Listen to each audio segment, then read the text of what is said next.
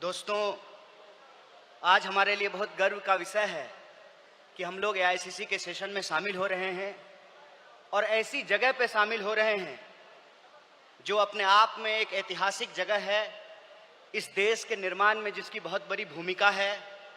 और हम गुजरात में ये एआईसीसी सेशन इसलिए कर रहे हैं कि गुजरात में स्वतंत्रता आंदोलन की जड़ है।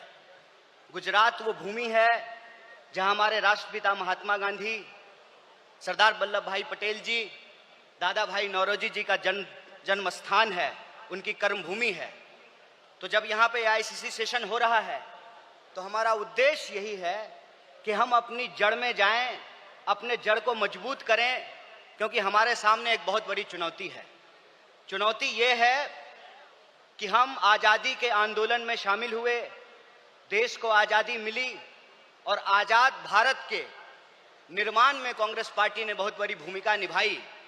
पहले हमारी जिम्मेवारी देश को चलाने की थी, आज हमारी जिम्मेवारी देश को बचाने की है। यह भूमिका हमको अपने आप में समझनी पड़ेगी। देश को चलाने की जिम्मेवारी ऐसे थी कि देश आजाद हुआ, देश का संविधान बना और उस संविधान के आधार पर भारतीय लोकतंत्र फलना फूलना शुरू किया। कुछ दशकों के बाद कुछ ऐसी शक्तियां आज सत्ता पर काबिज हुई है जिन्होंने आजादी के आंदोलन में हिस्सा नहीं लिया। इसीलिए मैं बार बार कहता हूं, देश को आजादी माफी मांगने से नहीं, देश को आजादी लाठी खाने से मिली है, जेलों में जाने से मिली है। यह जो आजादी मिली है, इस आजादी को जो लोग मानते नहीं हैं, कहते हैं ना, जिन्होंने अपना खून पसीना नहीं बनाया हो घर को बनाने में, उनको घर की बचाने की कोई जद्दोजहद नहीं होती है। घर को जब बिगड़ रहा हो तो उनको कोई तकलीफ नहीं होती है। जो संविधान को बनाए हैं वही संविधान को बचाना चाहते हैं, जो आजादी दिलाए हैं वही आजादी को बचाना चाहते हैं, जो देश को बनाए हैं उन्हीं को देश को बचाना पड़ेगा।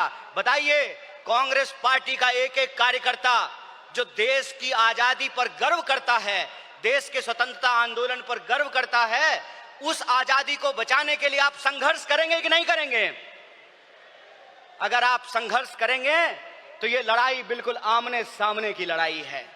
ये लड़ाई है कि एक तरफ वो लोग हैं जो काली टोपी पहनते हैं, एक तरफ हम लोग हैं जो सफेद टोपी पहनते हैं।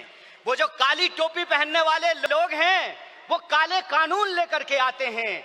हम सफेद टोपी पहनने वाले लोग जो हैं वो गरीबी का अंधियारा मिटा करके, बेकारी का अंधियारा मिटा करके हम रोजगार का अवसर लाना चाहते हैं। हम अन्याय को समाप्त करके सामाजिक, आर्थिक और राजनीतिक न्याय लेकर के आना चाहते हैं। इसीलिए आज जब मैं आपके बीच में बोल रहा हूं तो सबसे पहले जो ड्राफ्ट है रेजोल्यूशन की, मैं उसके समर्थन में बोल रहा हूं। और यह जो न्याय पथ है जिसको लेकर के हमारा संकल्प है कि इस न्याय पथ पर हम चलेंगे, और न्याय पथ पर चलने का मतलब यह है कि देश में कहीं भी अन्याय होगा, चाहे वो अन्याय दलितों के खिलाफ हो, चाहे वो अन्याय गरीबों के खिलाफ हो, चाहे वो अन्याय पिछड़ों के खिलाफ हो, चाहे वो अन्याय आदिवासियों के खिलाफ हो, महिलाओं के खिलाफ हो, किसानों के खिलाफ हो, मजदूरों के खिलाफ हो, किसी भी भारतीय के खिलाफ अगर कोई अन्याय होगा तो उस काली टोपी वाले अन्याय के खिलाफ हम सफेद टी शर्ट पहन करके राहुल गांधी जी के बताए रास्ते पर चलेंगे। हम न्याय का योद्धा बनेंगे और न्याय का जो हमारी पहचान है, न्याय का जो हमारा ये सिंबल है, उसी से हम इस देश को बचा सकते हैं। और देश को बचाने की जो मुहिम है, इस संबंध में मैं आपको बता दूं कि आज एनएसयूआई का स्थापना दिवस है, फाउंडेशन डे है। स्टूडेंट और यूथ की एक बहुत बड़ी भूमिका है। स्टूडेंट और यूथ अलग अलग तरीके से इस देश में अपने हक और अधिकार को लेकर के संघर्ष कर रहे हैं। यह जो लड़ने वाले लोग हैं, जो न्याय के लिए लड़ रहे हैं, वो असल में कांग्रेसी हैं। और जो विचारधारा से कांग्रेसी हैं उनको हमको साथ लेकर के आना पड़ेगा।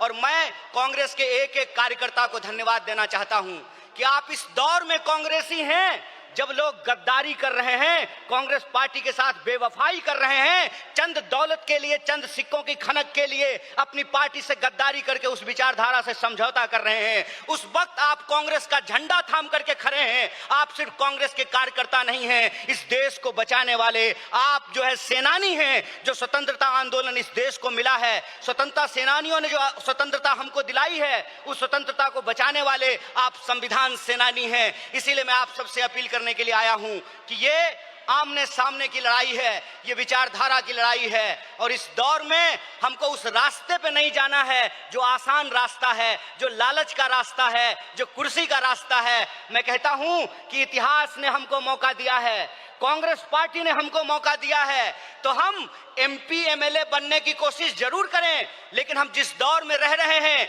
ये वो दौर है कि हमारे सामने एमपी एमएलए बनने के अलावे गांधी बनने का अवसर है, भगत सिंह बनने का अवसर है, सरदार वल्लभ भाई पटेल बनने का अवसर है, सुभाष चंद्र बोस बनने का अवसर है, एनी बेसेंट बनने का अवसर है, अंबेडकर बनने का अवसर है। इसीलिए मैं अपने कांग्रेस पार्टी के एक एक कार्यकर्ताओं को एआईसीसी के इस मंच से कहना चाहता हूं कि यह जो रेजोल्यूशन है, यह रेजोल्यूशन कागज पे लिखे हुए कोई शब्द नहीं है, यह संकल्प है। और उस संकल्प पे हम समर्पण के साथ चलेंगे, संघर्ष करेंगे। और संघर्ष करेंगे तो इस विपरीत परिस्थिति में हमारी जीत सुनिश्चित है। मैं देखता हूं कि कई बार कांग्रेस के कई कार्यकर्ता निराश हो जाते हैं, तो मैं उनको कहता हूं कि ये वक्त निराश होने का वक्त नहीं है, यह अपनी काबिलियत साबित करने का वक्त है, यह अपनी विचारधारा को साबित करने का वक्त है। और जावेद अख्तर ने बखूबी इस बात को लिखा है कि इस मुल्क में दो आवाजें हैं, इस मुल्क में दो आवाजें हैं। इस मुल्क में एक वो आवाज है जो दंगा कराना चाहता है, खून खराबा करना चाहता है, नफरत फैलाना चाहता है, और एक वो आवाज है जो मोहब्बत और न्याय की आवाज को बुलंद करना चाहता है। इसीलिए हम कहते हैं कि मुझे पामाल रस्तों का सफर अच्छा नहीं लगता, जिस दर जाते हैं लोग उधर जाना अच्छा नहीं लगता।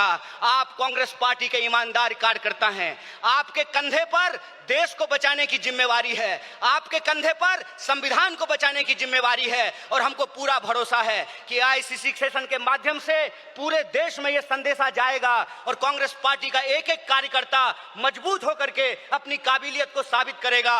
वह पथ क्या, पथिक कुशलता क्या, जिस पथ में बिखरे सूल ना हो, नाविक की धैर्य परीक्षा क्या, जब धाराएं प्रतिकूल ना हो। इस प्रतिकूल समय में कांग्रेस पूरे दमखम के साथ उस काली विचारधारा के खिलाफ, उस काली टोपी के खिलाफ टी शर्ट पहन करके लड़ेगा। और यह टी शर्ट का जो सिंबल है वो न्याय का सिंबल है। उस अन्याय के खिलाफ हमको इस न्याय की आवाज को बुलंद करना है। मुझे पूरा भरोसा है कि आईसीसी सेशन से निकल करके हम अपने जिलों में जाएंगे, अपने बूथों पर जाएंगे, और समाज में, देश में जहां कहीं भी अन्याय होगा, हम कांग्रेस पार्टी बन करके, कांग्रेस का कार्यकर्ता बन करके, गांधी का सिपाही बन करके गोडसेवादी विचारधारा को परास्त करने का काम करेंगे। बहुत बहुत शुक्रिया, बहुत बहुत धन्यवाद। इनकलाब जिंदाबाद, जय हिंद, जय कांग्रेस। एक बार जोर से आवाज बुलंद कीजिए। यह आवाज साबरमती आश्रम से दिल्ली के तख्त तक पहुंचनी चाहिए। जय हिंद, जय हिंद, जय कांग्रेस।